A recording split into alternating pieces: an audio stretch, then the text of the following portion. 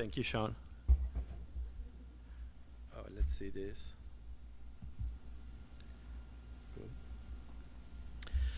Thank you. Thank you for the beautiful presentation. Yeah, I was. It's been a while since I didn't listen that part of the contemporary constructor. And thank you, Sam and Zach. It's a real pleasure to be here, and to all of you to be here in the lecture. This lecture is happening at the same time our office celebrates its 20 years of life, and with the years, unfailingly, one becomes more reflexive or like level-headed in some way. Maybe that's why this presentation may result more introspective than expansive in some way. The presentation has two parts. In the first part, I'm going to make a review of these years of practice, but it's not a linear or strictly chronological journey, nor a summation of experiences or facts works. It's rather a sequence of concepts or explorations that can help me describe our point of view. Later I'm going to explain this cryptic title. And I'm talking about the development of a point of view, not as a singular or a totalizing goal to acquire. Therefore, I think that could be the ending into a domestic trap if we do that. But instead, I'm rather talking about the development of a point of view. The point of view as a tool that stimulates the conception of a consistent architecture, and therefore critical, of course, and an architecture committed to the world that we wish to inhabit. In every project we design, we aim to discuss this world, how we position ourselves in relation to this world, which is our contribution from architecture to society, culture, ecology, and the city, of course. Which actions that migrate horizontally from one project to another, producing small or large changes depending on how you look at them. Testing those speculations, processes, techniques, and effects that I mentioned in the title of this lecture, and which I'm going to show you through all the speech. The projects, in addition to fulfilling the subject for which they were conceived, then go through this journey, but they do so with a certain skepticism. And this is because we are aware that our positions used to be unstable and contingent, which result in positions that are adogmatic and therefore evolutive. And that's why I love the presentation, because that part of the contemporary constructor speaks about that, about an individual that wants to be in the world with a critical eye, but in his journey, he has to deal with all those rooms full of people that are not connecting themselves. And ourselves as architects, we should manage that as what I call here this skepticism, but at the same way, a creative way of introducing the unstable and the contingent into our practice. I'm talking about an evolution that is not closely tied to progress or perfection, but rather a more experimental or exploratory evolution. As this evolutionary process embraces that instability that I mentioned earlier, because it understands that instability is the material of our time. We live in a world that, first and foremost, is unstable by definition. Of course, navigating the world as architects is quite complex, and even more so if we choose the arduous path that implies the idea of being consistent not only in what we say and teach in our workshops, but also ensuring that consistency is reflected in our designs and our works, without any translations. But it was this steep path that invited us to think of another model of architect.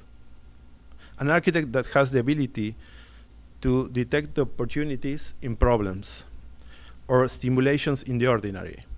An architect who knows how to manage the tensions that our discipline presents when trying to be both a professional service and at the same time a tool for cultural expression.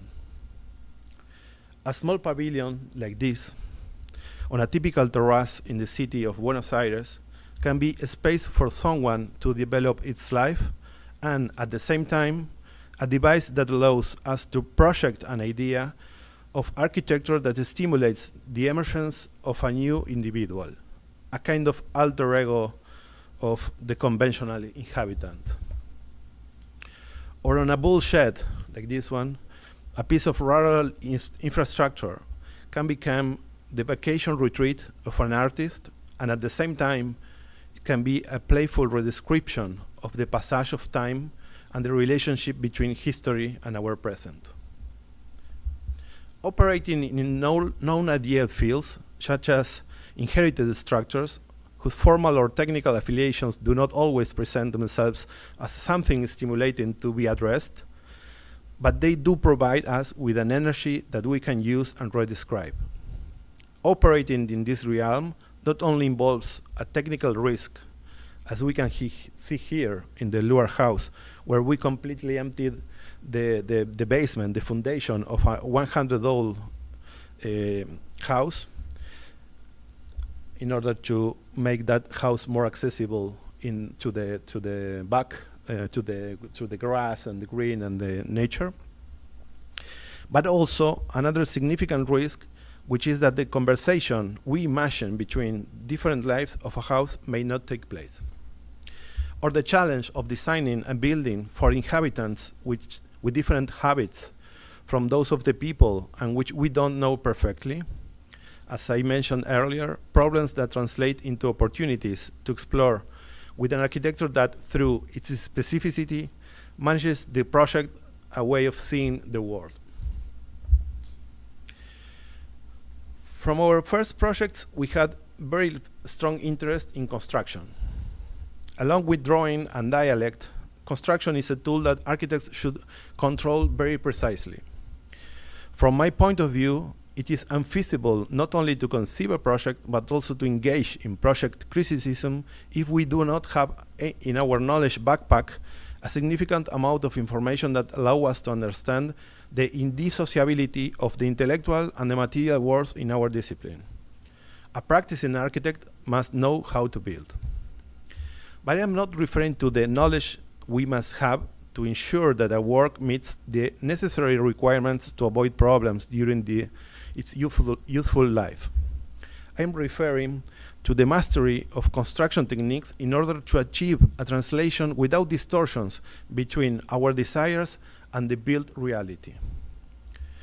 But I want to make a little pause on the word mastery, or on that analogy with the knowledge backpack.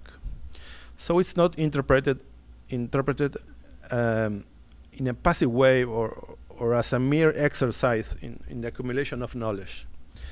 That backpack I'm talking about, for me, the most important design project an architect should undertake, and of course it is from the start an open design with no completion date, choosing which books, which buildings, which architects surround us in an exercise we must carry out with a deliberately projected consciousness. That is why I understand that the mastery I was referring to is a mastery that aligns more in the sense of empowerment rather than the term provides, rather than to the idea of having some control over something. In summary, I am more interested in the expansive power of knowledge than in the restrictive power of wisdom. And I say expansive also because of the many exploratory opportunities that our discipline offered to us. For example, the opportunity to build not only with the materials we all know, but also with the climate, with the nature, with light, with color, with experience, or with time. Like as you can see in this house I'm going to show later. And I think that holistic approach is what makes me think that our discipline is an amazing one. And it is in its full dimension, as I mentioned, that it's specifically built alongside the context in which the work is inserted. For instance, like in this small house, our first project in the left, a tree, the location of this tree can be the starting point to determine a cosmos of relationship that define how the parts of the projects are being positioned. Relationships that can grow and become more complex or simpler depending on how you look at them. And the fascinating thing about our discipline also lies in its playful nature. I am convinced that the design exploration is much more interesting when we approach it with optimism. This doesn't mean that we must force fun or jocular processes. I'm referring to the research that each project can inaugurate. It's something that scientists, at least the good ones, are very clear about. Research should be driven by the mere interest of producing knowledge. For example, these plans, which aim to redescribe in one case, like in the left, a classical typology of architecture, such as a Roman central courtyard houses, or in the other case, in the right, to redescribe the rural land organization of parcels separated by streets and fences. In neither of these cases, the explorations arises from a specific demand or external need. Perhaps this arises from the need to create a balance with that cultural environment to which we owe all the information we carry in our backpacks, as I mentioned before. Or these other plans, which find in a formal organization of rectangular rings an opportunity to establish a specific dialogue between architecture and the surrounding nature. Or here, again, a series of existing trees initiating a conversation that in these cases required the use of alternative geometrical lexicon. I think it's quite clear when I talk in the title of the lecture about speculations, processes, and techniques. I think that you can see in all the images and drawings how these speculations become a process of design, and after that, with techniques, we get to the results that we can show today. At least these are concepts that have been recurring in the academy environment, and I find it may be redundant to explain that, what I mean. But I do want to be specific with what I mean when I talk about effects, as this is not such a common concept in our field, and I think it's very important to elaborate on it. Of course, I will rely, as I have been doing so far, on these images, which in many occasions, like this one, are more eloquent than the words themselves. The images in these final sections are all photographs we took years after our works were occupied and inhabited. Scenes that reflect the erosion of living itself and the passage of time. An architecture that was deliberately designed up to a certain point, leaving space for those who inhabit to project their own singularity over our own projects. An architecture that demands an active interlocutor with a good disposition for these exercises. Spaces that can be completed with other designs, or even with the collection of objects that pass through a different generation of a family. Joy and frustrations ultimately are learnings that we experience when we encountering these spaces inhabited by their users, and that we decided to make part of what we understand as architecture. An architecture that grows by learning from successes and mistakes. But more than anything, it feeds on those surprises that this sporadic encounter provides us. Materialized interpretations as broad as they are diverse, like for example here in the Blas house, it was a house that became an atelier afterwards due to the family decision to move to another city. And by becoming an atelier, it redefines its role in the city. And the passage of time is also very necessary when materials have life, when that unwritten contract between the user and the architecture is cohesively articulated and both actors manage to assume their commitment and responsibilities in these domestic scenes. A collection of effects that invite us to imagine new ways of living, a way of living that does not collide with the collective demands of the world, that is generous to both its own and the others, and that can offer us a redefinition of the urban life. These diptychs I was showing, I've been showing in the first half of the presentation were extracted from Inventory. Inventory is this book. It's a book we published 2 years ago with Actar Editors, and it's available for you if you want to buy it in Amazon. And whose cover holds the index of all the projects presented in the book, which is not a typical index. I don't know if you can read it from there, but you can see that the projects are the names, like the CEOs or wishes, or I can't read from here. But then you see some little numbers, and the numbers shows the pages that the projects are being published. So it's a kind of different organization, and where the user, the reader, can decide how to move through the book. And our first approach to the relationship of the images and documents is what you saw before. So I would be very happy if you, not only if you buy the book, but also if you build your own criteria, appropriation of the book, building those relationships in another way. And that's how we imagine architecture. We imagine an architecture that is, in some way, you can see in a first approach that is quite radical, like quite singular, very neat, but that clarity or that singularity or that clean aspect is because we imagine that in the second step, the lives take the lead and start to erosion all those places in that way. So now I'm going to show you the second part of the lecture, which is a selection of a few projects we are doing. Some of them are recently built and finished, and some of them are still under construction. This is a radical intervention in the agricultural landscape of Mendoza, Argentina, which is a province which is like 2 hours away from Buenos Aires. Is the places for the winemakers, okay? And of course, this is a winery.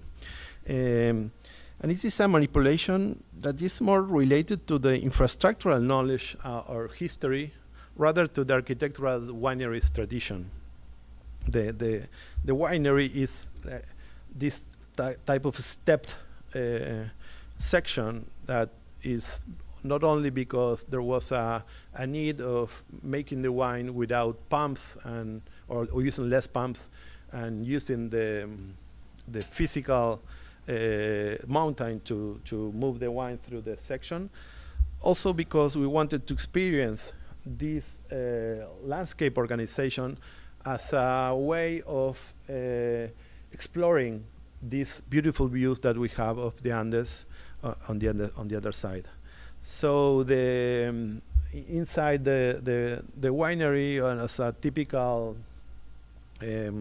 technological building or production building, you have to live with very specific needs, but also these buildings are crossed by experience of the people that visit, are the visitors, and that they want to see how you produce wine, but also to taste it, and then to get drunk, of course. And so we try to manage a space that is very continuous in some way, and you can see the production areas from everywhere, but at the end is very well defined in all the parts. And the decision of using like a single material, so concrete, this is a very unstable part of the country, which is because of the earthquakes. So concrete was going to be massive. So we use that material as a very singular or unique material, and then we combine that with the stainless steel that is typical for the production of the wine. We had to serve the problem that the producer had to start producing the wine. Meanwhile, we were doing the construction, so we had to harvest through the process. And this is among the second harvest, which we were still working, and they are producing the wine inside, which is quite crazy because the wine industry is like a full laboratory, and the construction is not. So this is the way that, like a few weeks ago, we are now moving some earth in order to see that the relationship of the landscape, and the last picture of the project is maybe the most important to show how infinite we are in that beautiful landscape, and the idea that the winery is slow, is very like as I said before, very radical, very singular, but at the same time it's like a slow in a slow motion as we interpret that landscape. And that way of posing radical objects or radical interventions is the same as we did in this project of the Pampas landscape. The Pampas is our landscape in Argentina is like, as you can see here, it's like we have like 2,000 kilometers of plain surface up to the Andes. It's like, maybe you remember that drawing from Le Corbusier that he did Buenos Aires with a port, the port with a small and the line, and then the Andes at the end. And then the other side is Chile. And yeah, and so we have to manage that indifference in some way with the landscape. Our landscape is super plain, and the geography, it has very little accidents. So in some way, we have to invent the landscape and to manipulate it to have those accidents that we need to design. In this case, some trees, natives or planted by ourselves. And of course, water. Again, naturally driven by nature or specifically designed by the hand of the man. These radically artificial environments, I think that require radical answers in some way. In this case, a big plot for a small house, and the position of the house. No, in the middle of the plot is dividing the plot in the east and west with two different experiences, and the house becoming a very, very linear organization. That is, again, a radical organization that you have a double corridor, and in the middle, all the spaces. It's a house for a single man. We call it midway house because it's a house designed for the midlife, like living half in the city, half in this house. It's an hour and a half from the city, Buenos Aires. So the house is a collection of spaces that have different sizes, all the same relationship to the borders, but different sizes, and in the edges you have both rooms, the private and the invited, with the areas of bathrooms, etc. And in the middle, space for TV, a space for the social life, and a space for working, etc. And this organization is covered by a singular and dynamic 4-layer envelope that interacts with the passage of time. That is something that is very important for us. With the movement of the sun and the wind, with the requirements of the inhabitants of the house, and its mood and willings to relate with the exterior. You can have in the layer, you have from interior to the exterior, first layer of curtain, then the glassing, then you have the mosquito fence and the solar control. So you can move those, and on both sides are the same. So depending your mood, depending what you want to do, depending your activity or the day of the day or whatever you want, you can move those layers and interact with the house and become a designer of your own climate and your own experience. So the idea of having of erasing the idea of a window and working with a mechanism that you can lead and you can interact with to make different experience. So if you wish, the house becomes only a shadow, only a place that you can go through and you can connect both sides of the garden. It's like a machine designed to explore the relationship between the individual and nature. And this idea of machines designed to experience the world is what led us to design this small pavilion for the Tela University, where we both teach, and Marcelo, my partner, is the dean. And we designed this large extensive structure that defines the limit of the school with the street, but also invites to activate some possible relationships of the private institution with the neighborhood, expanding all the collective life of the university also to the interior terrace, with a very simple system that managed not only the public links but also the movement of air through the different climates during the year. It's a kind of winter garden where you can open the upper part of the windows there. You can see in summer you can move the shades. You have the shades there, and it becomes like an open air pavilion that air moves through. So you have a shade, and people is there, like in this scene you can see there. Or in winter, you can close all the windows and it becomes like a oven. Okay, very necessary oven. As you can see, this is a typical winter. You can see the trees on the left. Everything is closed. People are with the coat, and they also use the place. And these devices can also jump from a public space or the public sphere, as I showed before, to a private domestic scene over an existing building like this, extending the use of this terrace for the full year, and introducing a new roof, a transparent coat that also interacts with the city and the sky. And this manipulation of the air and this idea that there are not only two climates, that is the exterior one and the interior. The exterior is what we get, and it's okay. That's what's there, okay, and the interior is what we want, no, the air conditioner.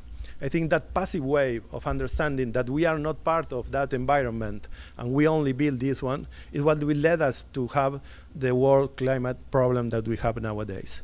So what we imagine with these intermediate spaces is that we can design a different type of comfort for some places of our architecture. I'm not being like too dogmatic, like saying, okay, this is the answer, but at least we want to establish that the conversation and the discussion should be addressed by architects, and these projects try to make a dialogue or are in a dialogue with some other practices that are working on this. In this stretch project, we work in a very narrow passage where this is a veterinary, a small veterinary in the downtown, and we build this public space. It's a social space where dogs, cats, not cats, sorry, dogs, because they have a problem that not solved yet with the dogs.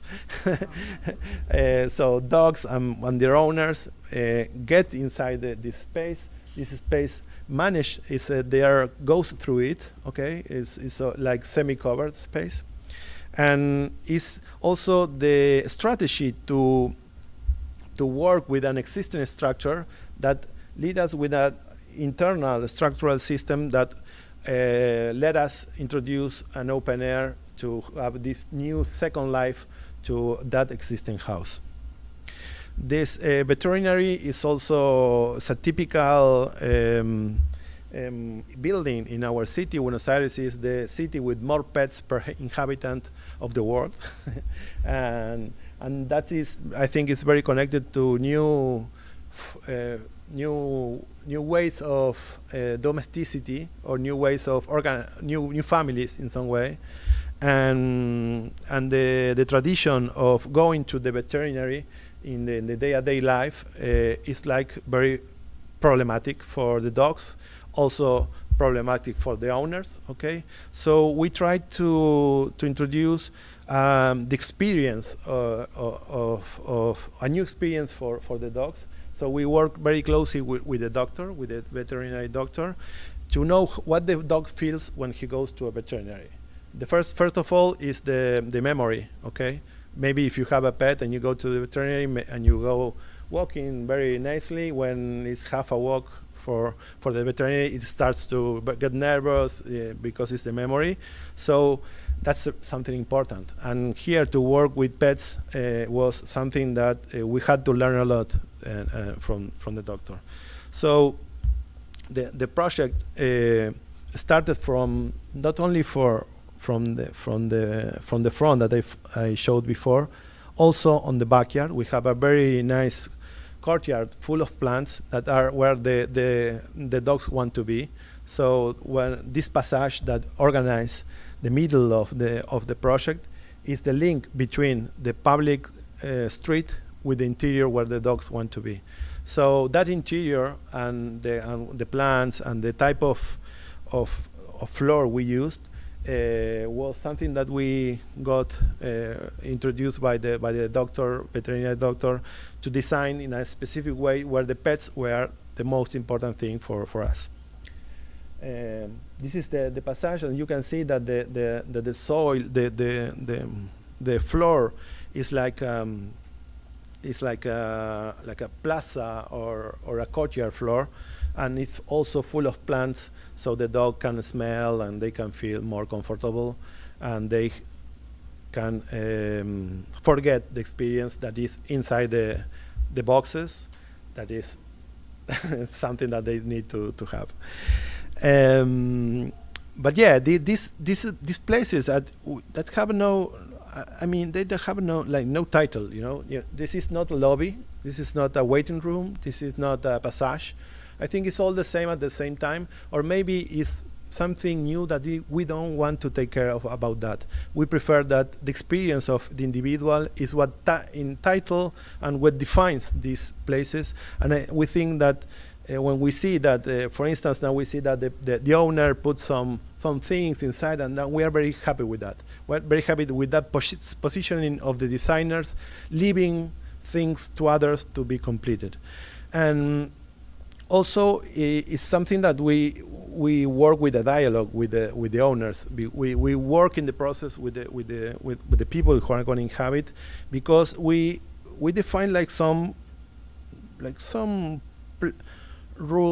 play rules. You know, when you have games that you can have some fun, but if the rules are clear, then you can move forward. Okay, so these spaces, we define some rules, like, okay, we are going to have plants, we need some humidity, we need the air to go through, okay, and then let's move forward. And the same happens with the domestic life, where we design this central space that is a space that also is an air manipulation. It's a space that is pretty much bigger than a corridor, but it works as a corridor. It is like in the mood of a patio, of a courtyard, but it's not a courtyard because it's semi-covered. It's not a winter garden because it's not full of windows, but you have windows to manage the air. So it's all the same at the same time.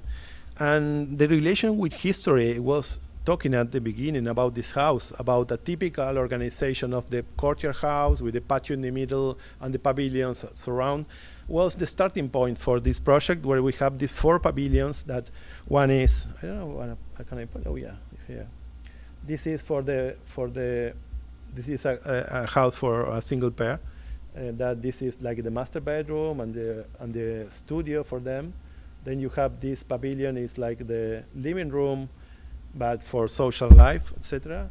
And here you have the service area with the kitchen and private dining room, and the room for the service. Okay, and this place in the middle becomes the connection between all the places, like a typical Roman house.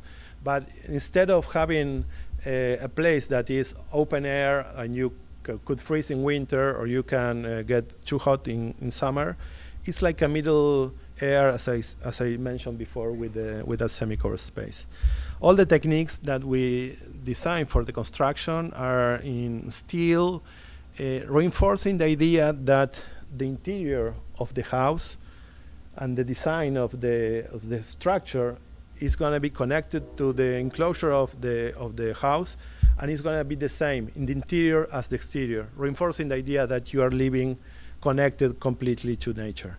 So you can see the details on the outside are the same of like in the inside. And you can see that the pavilion in the middle is like appearing in the second layer as the other. And you can see that the technology we use to cover the interior of the house is the same as the other one. It's a very simple technology. And then the winter garden, the inner space, is like has a machinery to protect from the exterior air, to introduce the air inside, to protect from the sun, etc.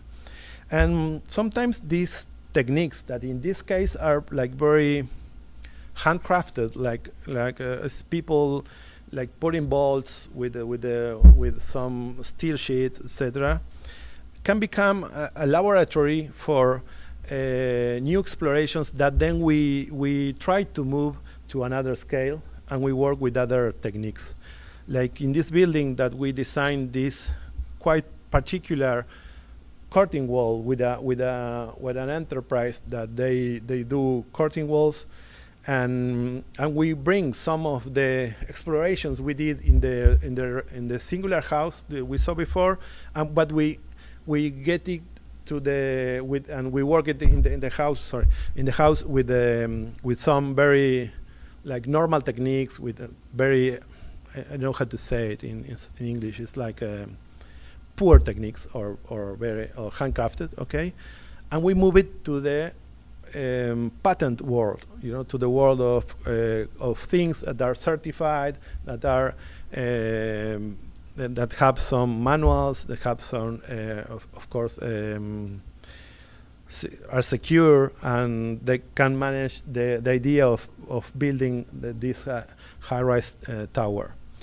But we don't do that passively, like in a passive way. Okay, we do that still with a creative notion, with the idea that that curtain wall can be like an open air curtain wall, a curtain wall that by moment you have the typical window or glass, fixed glass, but also a curtain wall that can be emptied by parts, and that can be explored in another way, in a way that the curtain wall becomes a permeable wall, introducing some domestic scenes in the high rise that maybe we couldn't imagine before in this type of enclosures, like gardens, like the barbecue, that for our latitude is a religion to have a barbecue in the domestic life. So these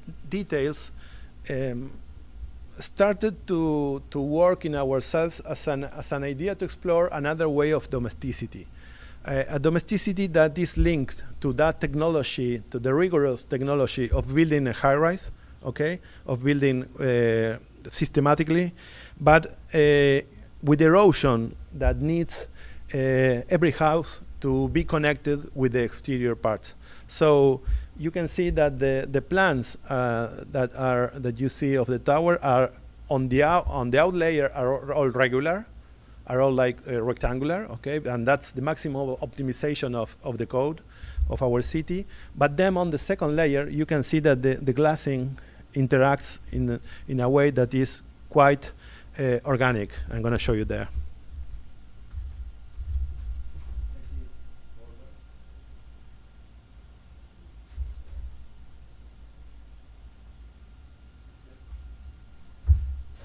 So this is a kind of hybrid situation about building a super speculative tower full of the full rectangle, but on the interior you can have an experience that is more connected to the domestic life or the needs of the domestic life. Becoming with these interiors that you have in the different typologies, when you have like private gardens, well, the barbecue, parrilla we call it, that I said before. You have some stairs in the duplexes when we use that typology to improve the relationship with this type of terraces that also where we could manage. And the idea that you can live in a tower that is, again, a tower that could be explored as a domestic life, and the idea to bring green areas, nature again to the city, which is something that is important, very important. I was talking with Zach before in the morning because we have in Buenos Aires we had a movement of the people to the suburban areas, like because the city became like too dense, too like. It's like an abuse of traffic and no green areas, etc. So the idea of, from our small position as architects, becoming the city again necessary and interesting and desired by the public is something that is we want to interact with. So the tower this is how it looks from the street. Of course, it's full of gardens, and you can see that some part of the tower, the curtain wall doesn't even exist, and it's like an open air enclosure. This tower is gonna be finished. 24 is not. Sorry for that. It's gonna be 25. And I'm going to show you the last project, which is maybe the biggest scale that we've done, and is finishing on these days.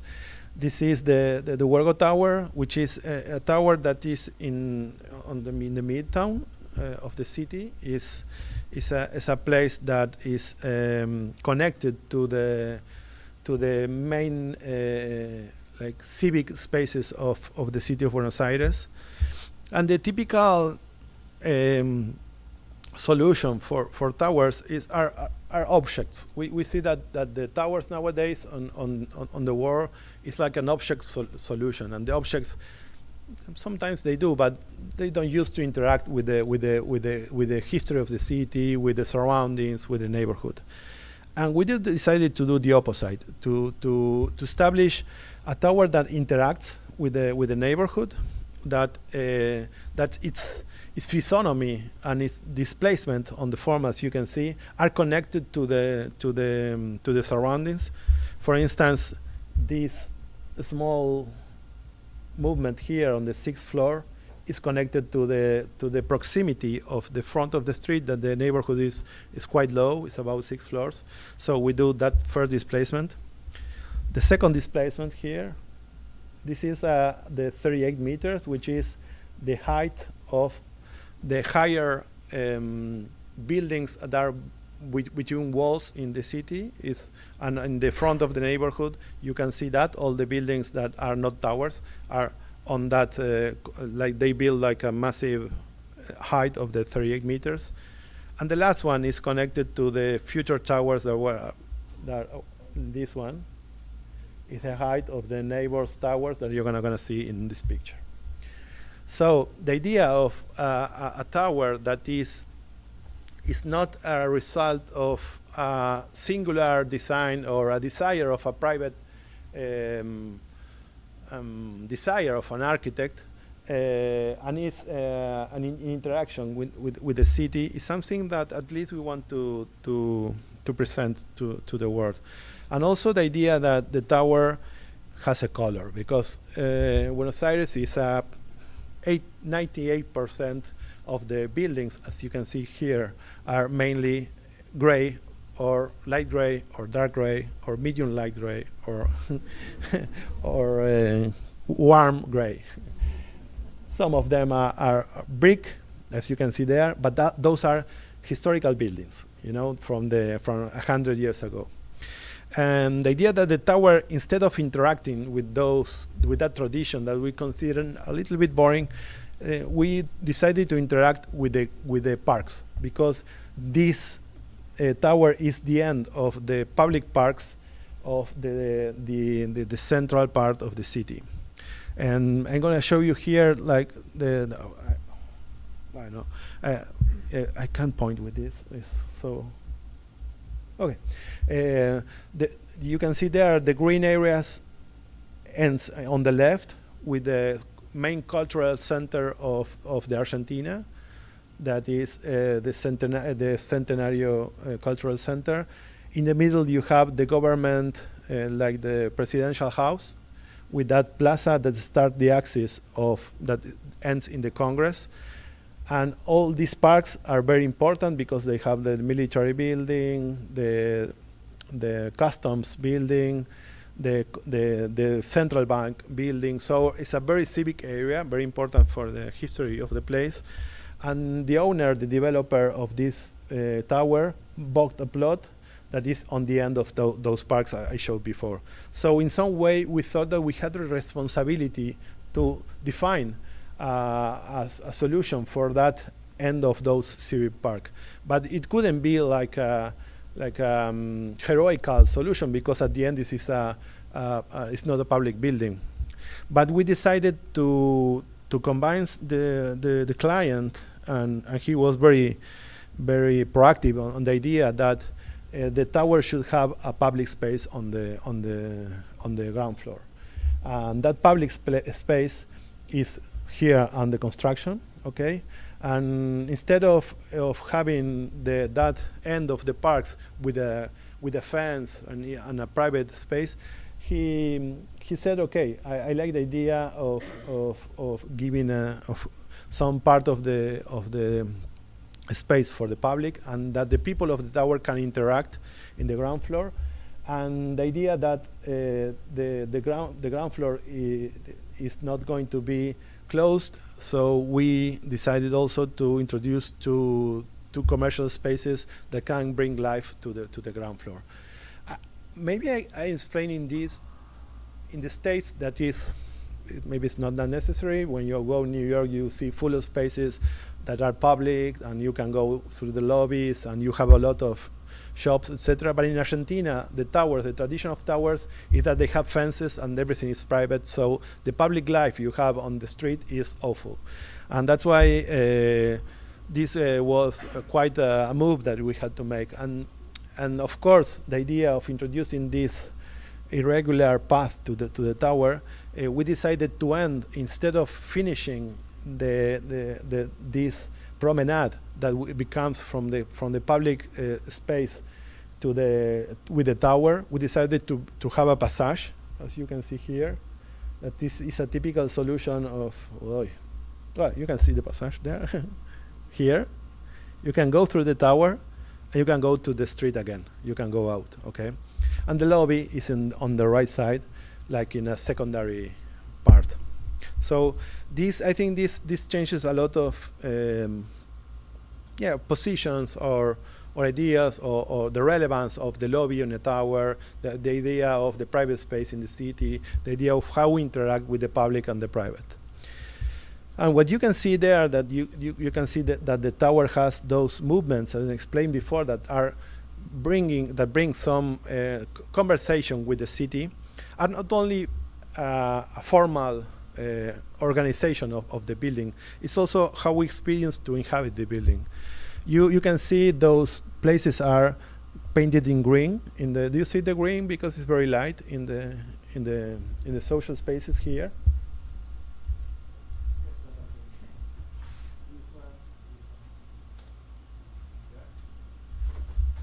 Where we have an accident in the tower or a difference in the tower, we decided to establish a new space with a double height that interacts with the exterior. And instead of having the amenities of the area, the social spaces of the tower in the upper part and in the lower part, like in the lower part for services like laundry or machinery or I don't know, lockers, etc., and the upper part for the swimming pool and the day life, we decided to split that and atomize all that in the different heights of the building, using those spaces for the sociabilization.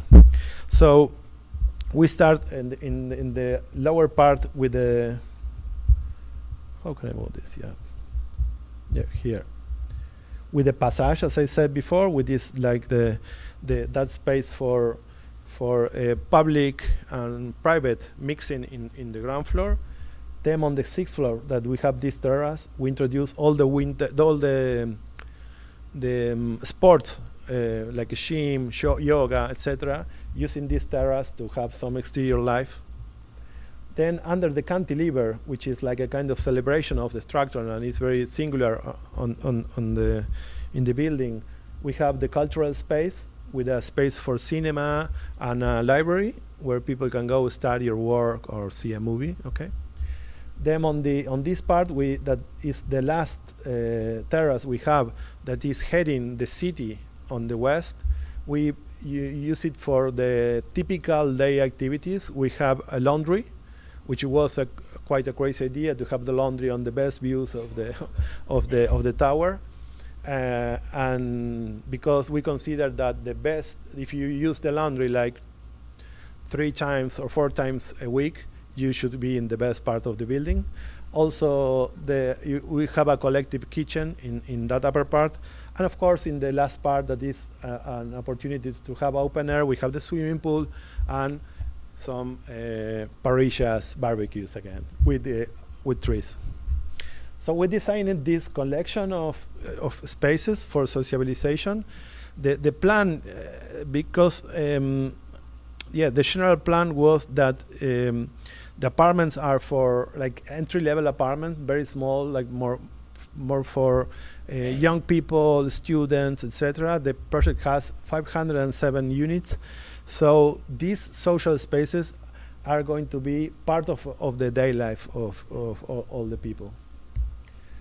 And how to build a tower that has 507 units, and those units are going to be like quite different. How to deal with the commercial practice of architecture was something that was from the very beginning in our concerns. So we decided to build the tower more like a office building, that you have the structure and empty spaces. So we designed that structure on the perimeter and the core in the middle with that other wall that is for due to the wind reasons, and all in the middle it can be changing all the time. So we have the repertoire of plans that changes within the scale, and the different units and the social spaces that I mentioned before. The building is quite neat, as you could see in other opportunities. We use a lot of the concrete and those walls with the concrete facade, expecting that the users also can define if they want to live the way that they want. Like this is one of the units that are now being occupied.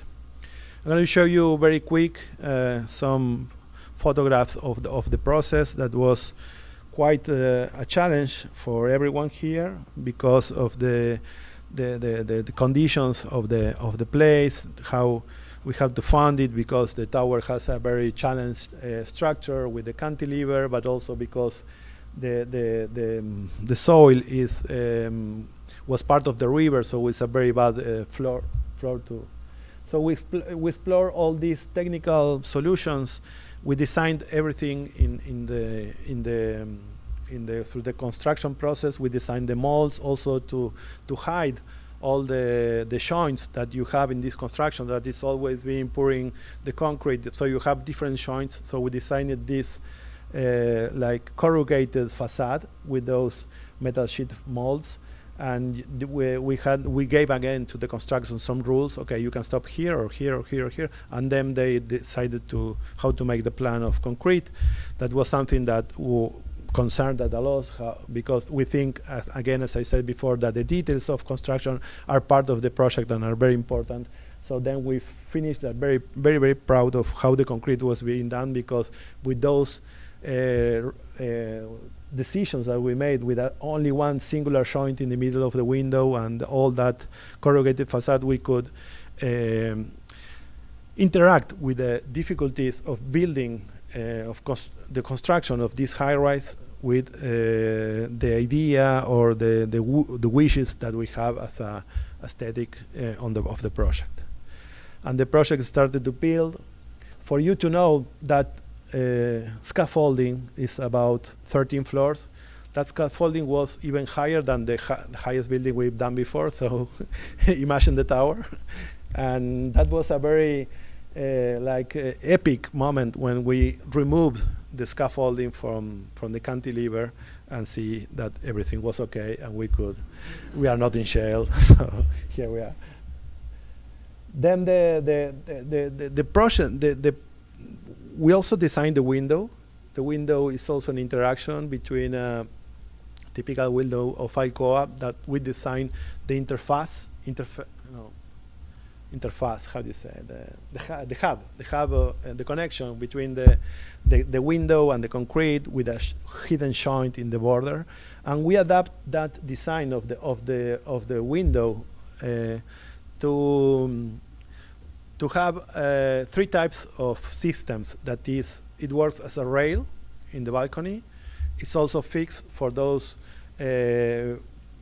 apartments that has other windows, and we want to lower a little bit the prices of the system. And of course, the opening that works very well for this type of high-rise that you have very windy environments.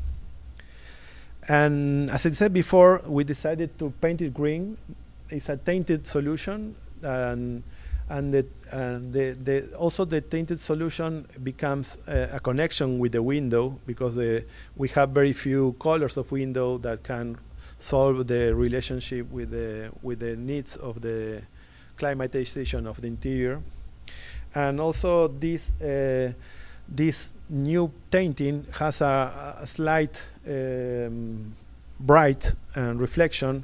So it gets you a little bit confused, which again is part of one of our main concerns, that things are not always directly, and materials don't express directly themselves, because we think that we are again in this world that is quite ambiguous in some way. So we like the idea that the tower is made of concrete, but it doesn't look as concrete. Sometimes it looks like more, it confuses you, okay, it's a steel, or we don't know. These are some of the pictures of the final stage. We are, like in a few months, we are finishing the tower, and these are part of the amenities, interiors, with the connection with the terrace, and the upper terrace that is being with the landscape design.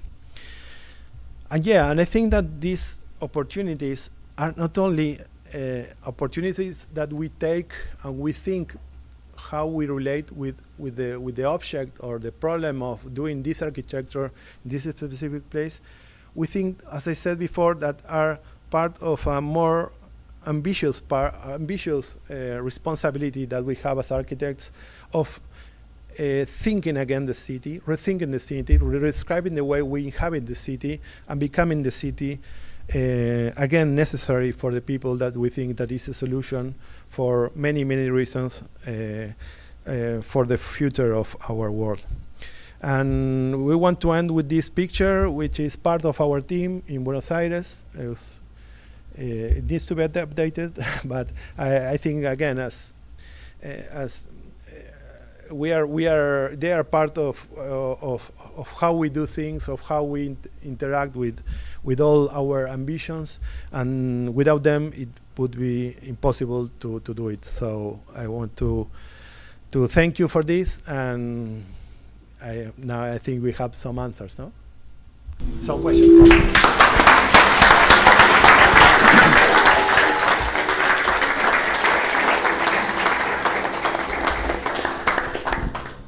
Thank you, wow, that is loud. Thank you, Sebastian. We have some time for questions. I'm gonna open that up and fix the gain on the microphone.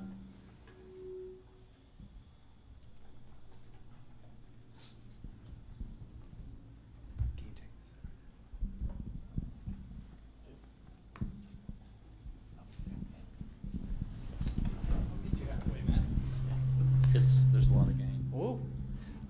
Yeah, thank you very, very much.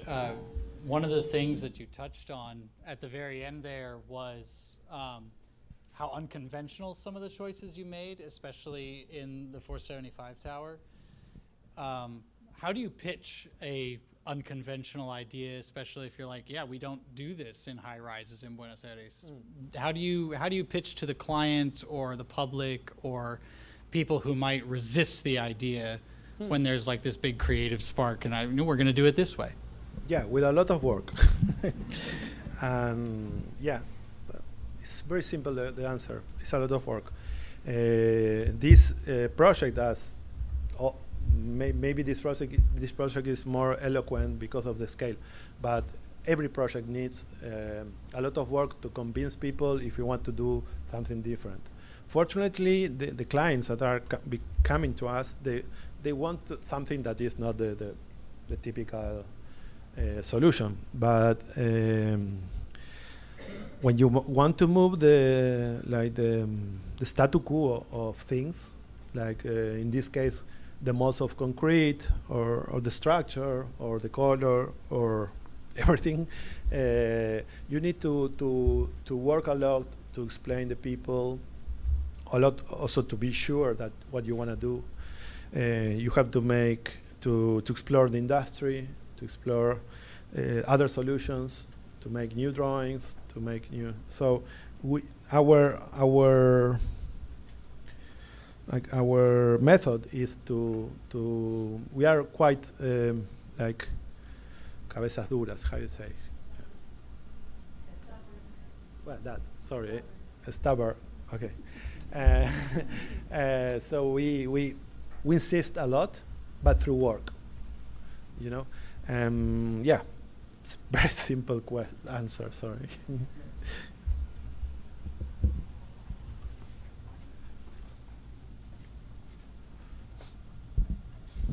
Thank you. So as an architect that's just beginning to experience practice and kind of build my own backpack of things, I see a lot of rationality, repetitive, like structure in your work.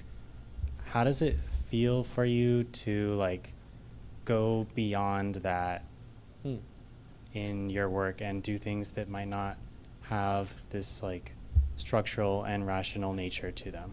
Mm-hmm. Yeah, I think that the repetition or rationalization is seen from a distance.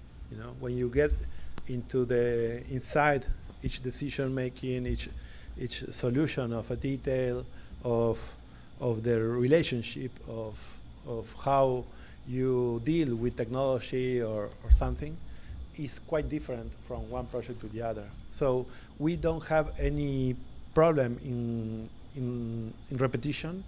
We love to, that's why I organize the lecture this way, that you go from one project to the other like very smooth way and connecting things. But there are some connections in the project, and we love to that to happen, but there are some other disconnected things. There are different budgets, different latitudes, different solutions, etc. And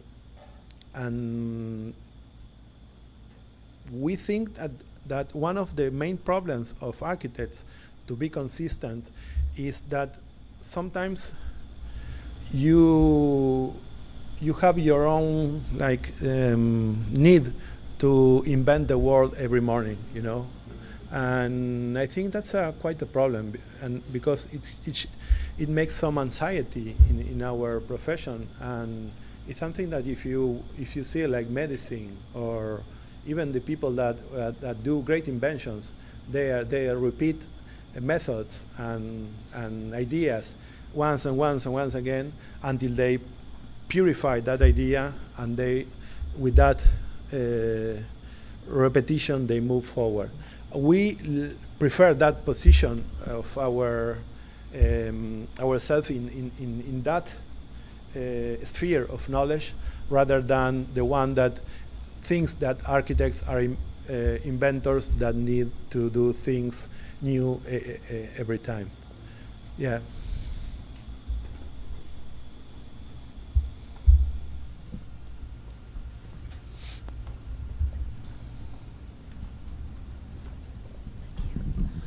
I so appreciated how you convinced your client to create this public space around the tower. Are you working in your mind on an idea now of something you would like to convince to create in your city? In the city, sorry, In Buenos Aires, yes. but I didn't understand the answer, the question. Sorry. Do you have in your mind like opening up a public space that was so different? Is there something in the city that you would like to see, a big idea that you have about changing? Yeah, one of the main ideas in this place that you can see there is the connection between the different, I don't want to say classes, but different aspect of our society. You know, we have a very segregated society in Argentina, mostly in Buenos Aires. And this is a product of the ABC1 level of the society. So the idea that these people can get mixed with people that can use the public space, we love that, and and I think that it's something that I imagine that could happen. So for that, we have to deal and negotiate with some things, because the thing that segregate those parts of the society is the security. You know, the people that needs to be secure, so they segregate. So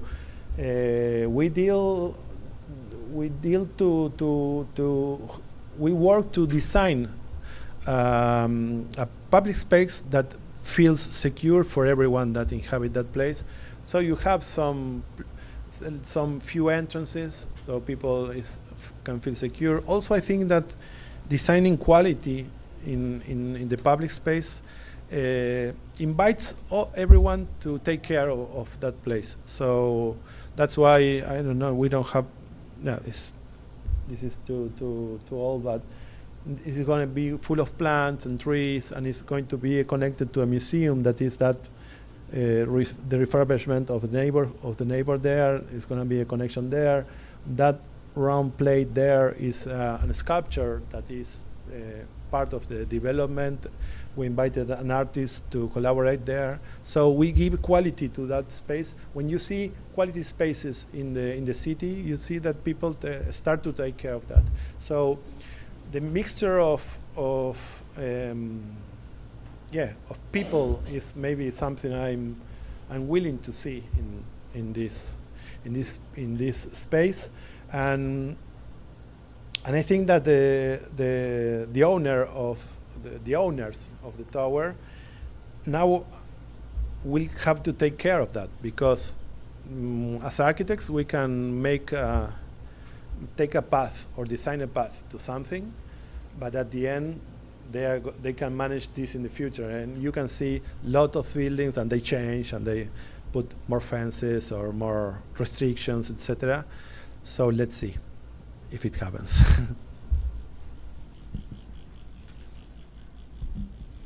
Sebastián, I think you do a phenomenal job in the ambiguity of the rigidity of your structure and the abstraction of the programs. You call a space to eat instead of a dining room, a space to cook instead of a kitchen.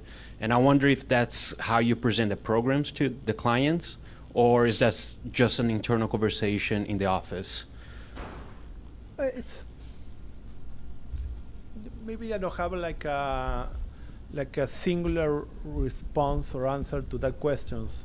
There are some clients that want to hear more about your way of thinking and how you interact with the building and how you see those spaces. And this is one of the cases. This is a big company. It's the biggest developer of Buenos Aires. So for me, the client is not one person. It's like different people.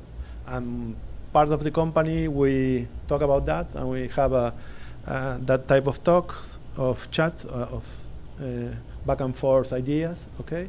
And some other part of the company, we just call it the dining room and the gym and the laundry, and that's it. And I think that as architects, instead of making positions or being like too altruist, I don't know if you said it, like putting yourself over the people, instead of that, I prefer listening and see how the other interacts with the building, and what is their point of view of the building. You know, for instance, this is a good project to talk about that because there are very different point of view of the project. We talk with the CFO of the company, and he here sees exposition problem, financial problems,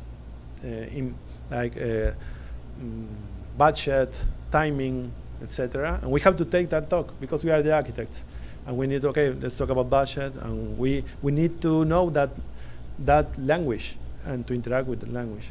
And for other part of the company, this is a concept, a way of life, and we of course we know how to talk about that, but for other is the construction and the technical part. As architects, if you want to take part of, if you want to take control of what you do, I think you should learn all the languages that our buildings speak. And this is a good example because it's a big company, it's so complex and everything, you have plenty of people working on it, but are the same topics as when you build a house. You build a house because you have the constructor, you have the man that make the payments, so he want to have a program, budgets, etc. Then you have the family, and they want to hear what you think or not. So it's the same. It's the same.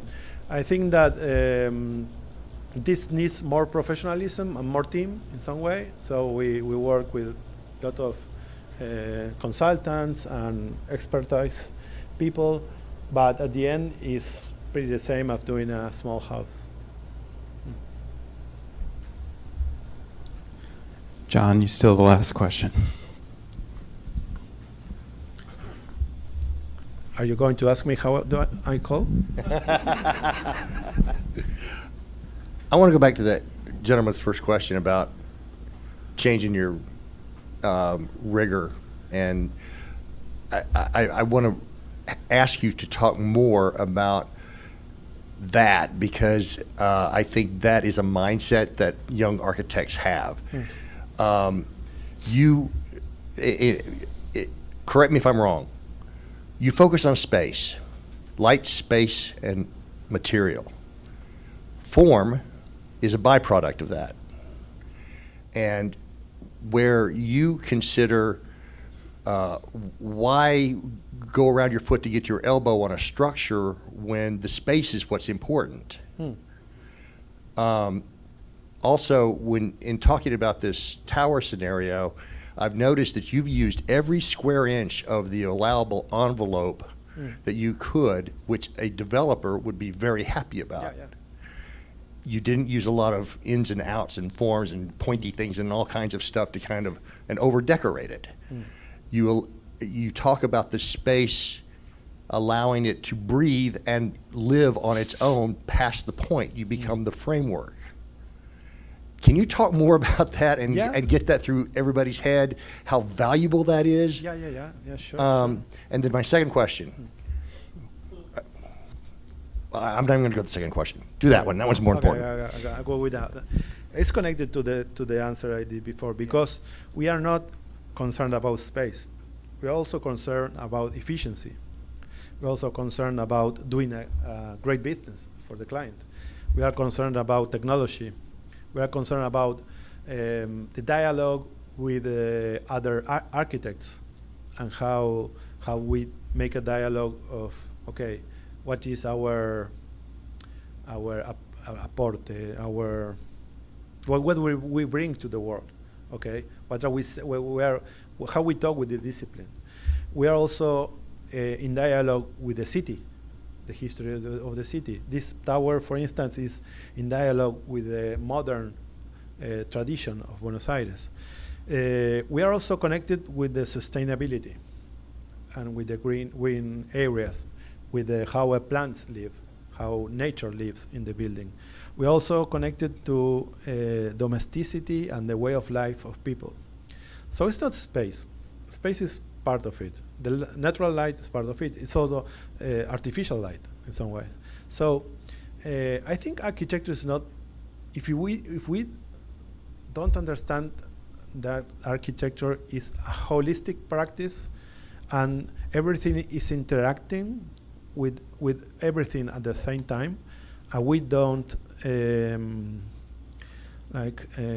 be open to that interaction and try to understand that we do not control the interaction, but we are part of that interaction, and we can move some things to make things happen, okay? This type of work that are so complex, that are part of the market, of real estate market, wouldn't happen in our hands, you know. So I think with that is maybe the best answer I can give there, but it's quite complex in some way, because what you want to hear is to be more specific, or to open more decisions, or more spaces of decisions. But I don't want to do it in one singular place, because what I want to give to the auditorium is the idea that if you want to interact with this type of works, you should be an expert in all the parts of this decision making. So, for instance, all these projects, they all have a budget, and they have to fix to the budget. And even more crazy, which is our economy is a mess, you know, and we have to deal with different economies through the process. So you have to change things in the middle. So that's why we don't stay fixed to the original design. What we make is we are very rigorous with our documents, details, drawings, etc. And the documents, we write a lot of documents to building to be done, but then we understand that the contingency of the time can change what our original ideas in a little bit in some direction. So after all is that you have to be pragmatic in some way, and you have to understand that new iterations that can change your original idea are new opportunities to improve what you do and to move forward with a better result from the very beginning. Everyone, Sebastián and Adamo, one more time. Thank you.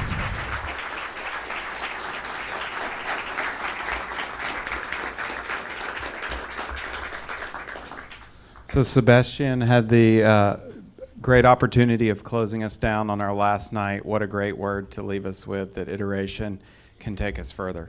So thank you again. Thank you for spending 18 hours in travel to get here to talk to us. So it really means a lot.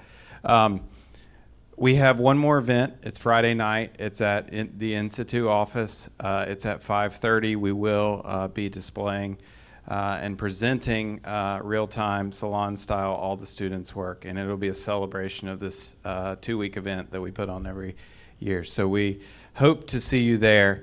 But because this is the last night, I want to make sure that we do a little bit of roll call and recognize everybody that made this possible. So I'm going to forget, so I wrote it down somewhere. Got to fix the app. First of all, John, thank you for sponsoring tonight. Thank you for the store for hosting all of our folks over the last week and a half. Nothing but good words and great stories, so thank you for that. But I do want to clarify one remark. It's not just Matt and Zach. It is very much not that. So I want to make sure we include Alyssa, Kelly, Joelle. I'm scanning Fab somewhere. There we go. Thank you. And Jeremy right here in the back. So did I get everybody? Did I miss anyone? For God's sakes, did I miss anyone? Okay. That's the In Situ crew. We've been hiding, but we couldn't do it without everybody's help. It's a full team effort. Again, I told y'all every night, the students that came here that sacrificed the last 2 weeks of their summer, 2 weeks of paying internships to invest in our city. At this point, I'm going to ask you to stand and stay standing because we're going to roll call this entire list because this is ridiculous, and I want y'all to see how many folks are investing in our city and in conversations like this and in optimism. So, students, thank you. Please stand up and stay standing. All right, then we have co-sponsors Myriad in the back. We have Raleigh Architecture Company. If y'all can stand up, we're gonna do this and keep going. Mainland Creative, Hanbury for our studio sponsor, Activate North Carolina, Arrowhead, Catherine Hogan, Coda Home Builders, NC State School of Architecture, Ratio Design, Smith Synod Architecture. Hopefully y'all are standing because I'm having to read. The Store, Diversify Architecture, Evoke Studio, J. Davis, Lysett & Associates, Perkins & Will, AIA Triangle, NC Noma, Nick Neptune, Hyatt House, Junction West, Union Hall, Women in Architecture, Clark Nexon, Perkins Eastman, Rue McNeil, Bundy Architecture, Cannon Architects, C.T. Wilson, Design Workshop, Duda Payne, Kane Realty, Morgan Structural, Maurer Architecture, Monarch Realty Company, Monteith Construction, New City Design Group, Reservoir Studios, Salas O'Brien, Stewart, Studio 310, Shaw Stack, Thoughtcraft Architects, and With Architecture. If we can get the biggest round of applause, look at this. This is most of the room. Thank you so much. This is a team effort. This is a city effort. We're really excited. See you Friday. Thank you all. Good night.